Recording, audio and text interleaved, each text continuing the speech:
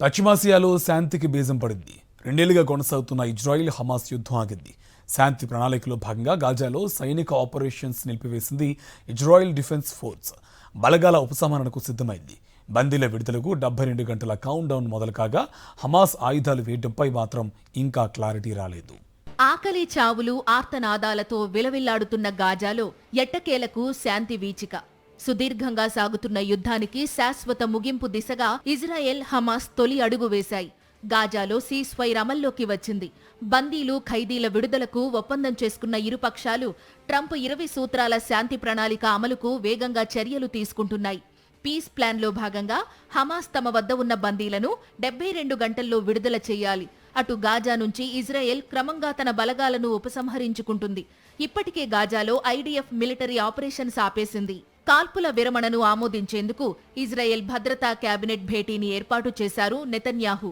పాలస్తీనా ఖైదీల విడుదలపై కేబినెట్ నిర్ణయానికి పార్లమెంట్ ఆమోదం తరువాత ఒప్పందంపై ఈజిప్ట్ సంతకం చేస్తుంది. విడుదలయ్యే పాలస్తీనా ఖైదీల వివరాలు ఇందులో ఉంటాయి.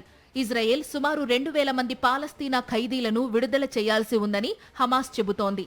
గాజా, ఈజిప్ట్ మధ్య రఫా క్రాసింగ్ సహా 5 సరిహద్దు క్రాసింగ్లను తిరిగి తెరుస్తారు. ఇజ్రాయెల్ కాల్పుల విరమణ ప్రకటనతో ఉత్తర గాజాకు పాలస్తీనా శరణార్థులు తిరిగి వస్తున్నారు. హమాస్ వద్ద బందీలుగా ఉన్న 48 మందిలో ప్రస్తుతం దాదాపు 20 మందే ప్రాణాలతో ఉన్నట్లు సమాచారం. వారి విడుదల ప్రక్రియను హమాస్ ఆదివారం రాత్రి లేదా సోమవారం నుంచి ప్రారంభిస్తుందని ట్రంప్ సంకేతాలిచ్చారు. హమాస్ చెరలో బందీలుగా ఉన్న తమ పౌరులు విడుదలయ్యే విషయంలో ట్రంప్ చూపిన చొరవకు ఇజ్రాయెల్ ప్రశంసించింది. తమ పార్లమెంటుకు వచ్చి ప్రసంగించాలని అమెరికా అధ్యక్షుణ్ణి ఆహ్వానించారు స్పీకర్ అమీర్ ఒహనా. లేఖలో ట్రంప్ను యూదులకు గొప్ప మిత్రుడిగా అభివర్ణించారు. 2023 అక్టోబర్ 7న ఇజ్రాయెల్పై హమాస్ భీకర దాడి చేసింది.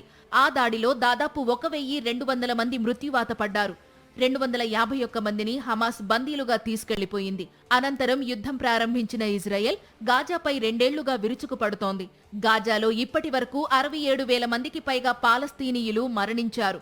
సుమారు 1.7 లక్షల మంది గాయపడ్డారు. యుద్ధంలో ఇజ్రాయెల్ మానవ హననానికి పాల్పడుతోందంటూ ఆరోపణలొచ్చాయి.